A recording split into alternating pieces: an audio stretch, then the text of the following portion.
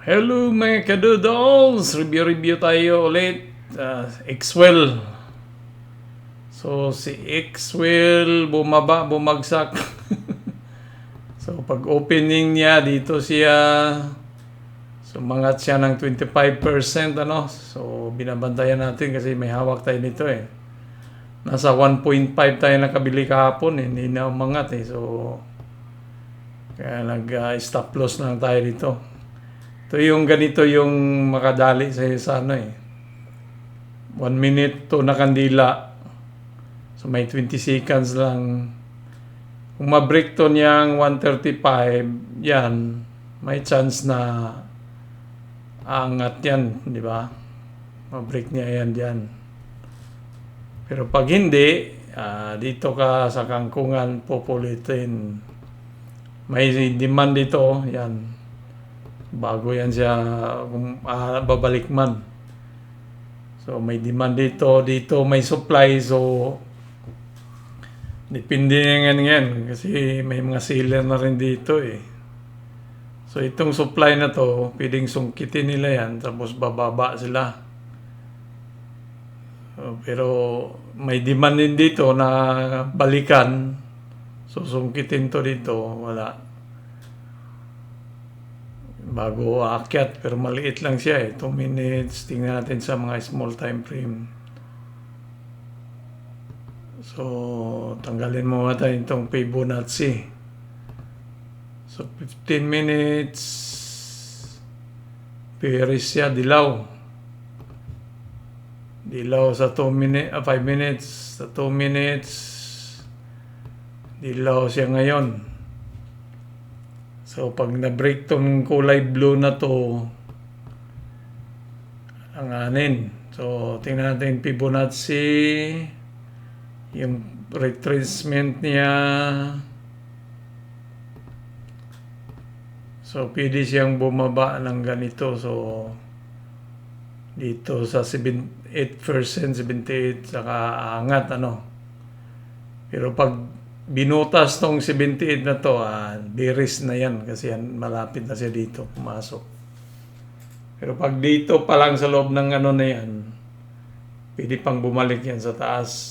So, kung dito siya pwede ding dito lang siya bababa diyan sa 50, tapos angat ulit, sungkitin tong ano. So yan yung pananaw natin kay Xwell. Dito tayo sa 150. Kung lang stop loss na lang ako dito banda sa 1.1. Kasi kung butasin nga itong 1.15, wala na yan. Butas na yan. Parang bulsa natin na yan. Butas na butas. So ganito sa ano, kung maswerte ka, ganyan, no? May pera, marami kang pera, nakapasok ka dito, kumita ka na kaagad ng 26% o 20% man lang, binta na kaagad, ano? Kung may pera kang malaki. So kaya yung sa US, yung mga scalper doon, mga day trader, minuto-minuto lang kumikita ng ano eh. Kasi pag ganyan, malaki yung puhunan nila eh. Mababa na yung 10,000 USD na USD na puhunan nila, no? Tanggalan mo natin itong mga ano. So, umangat siya, no? So,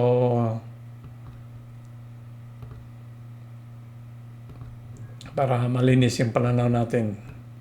So, dito siya, itong 1.26 na to, ito, pag kung i-break niya tong ito, diretso yan siya dito. Pero kung hindi niya i-break yan, baka gagawa siya ng higher low, lower low, lower high, baka magganon yan, ano. May mga posibilidad na ganon eh. So, pero gusto natin doon sa taas siya. So, kung nabutas yung ano, no. So, i-adjust na naman natin yung stop loss natin.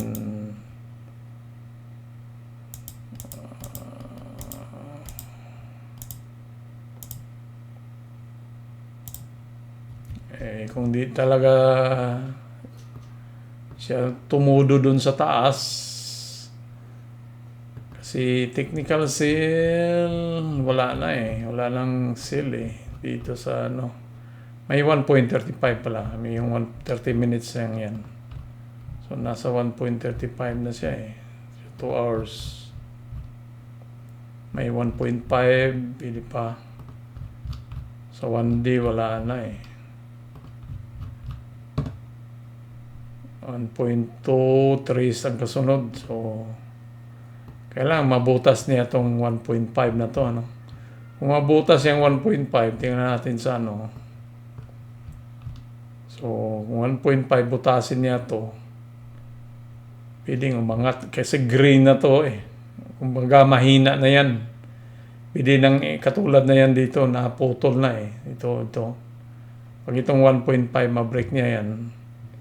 Or 1.35, 1.4. In between yan, maximum 1.5, ma-break niya. Pwede nang umangat yan dito kasi green na.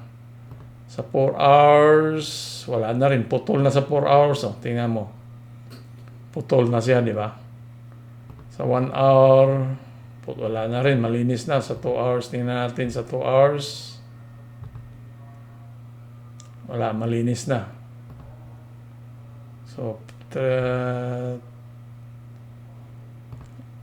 minutes. So, malinis na siya sa 30 minutes din.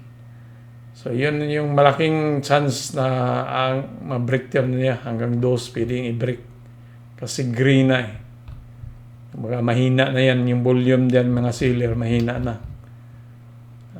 Humina na yung sealer diyan. So, baka mag-chapi-chapi lang diyan, consolidation. So, baka tanggalin mo natin para malinaw yung ano. So, baka dito, pag na-break to niyang 1.35 na yan, mag-break out siya diyan. So, pwede siyang gumanon, ganon, ano. So, baka sana magbalikan yung presyo natin at umangat pa, mag-dose pa, no? So, ano bang balita niya ngayon? Yan lang ang balita niya kahapon So, sa mga chismis sa Yahoo Finance, pag gusto mo makarinig ng mga chismis sa Yahoo Finance, dito lang yan. So, Xwell. Dito mo makikita yung mga nagbatuhan ng mga ano, yung mga bearish at saka bullish nagkakantyawan sana ba yan?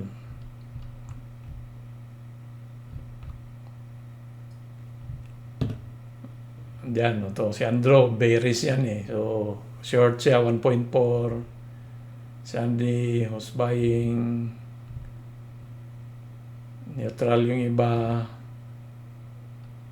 So, dito ka matutuwa ka magbasa dito sa mga ano, kasi mga kantyawan sa ano presyo puro ano yan, kanya-kanyang ano yan.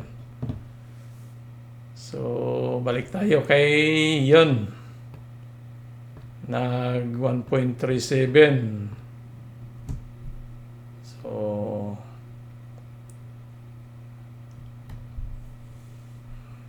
ayan nawala na rin yung demand dito nakuha na yung green.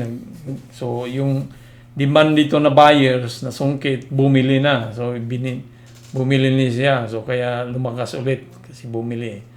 So, itong 1.4 na yan, kailangan ma-break niya yan para tuloy-tuloy na yung pagtaas talaga, Nasa 2 minutes time frame tayo So, yan lang. So, mamaya ulit, silipin natin ulit si Xwell kung anong nangyayari, Diyan lang muna tayo. Adios mi amigos, mga kadudos. That's Xwell na naman.